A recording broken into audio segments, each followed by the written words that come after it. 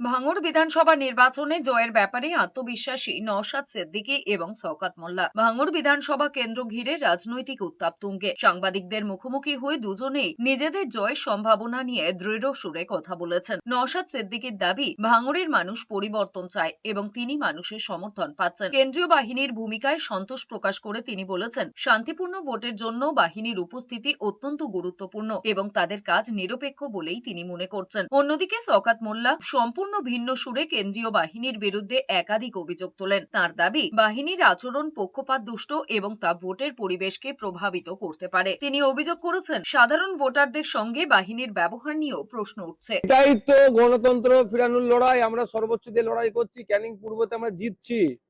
দু চারটে বুথে ওরা ভাবছে চাপা ফাপা মেরে জিতে যাবে নাকি। ঠিক যেভাবে ভাঙড়ে কাউন্টিং এজেন্ট পাবে না বলে তৃণমূল বা শওকত সাহেব সে এখনো গলাবাজি করছে নাকি জিতছে।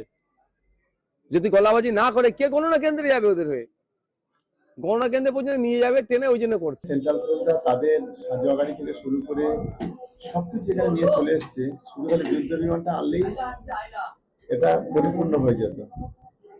এবং যেভাবে সেন্ট্রাল ফোর্সরা গতকাল থেকে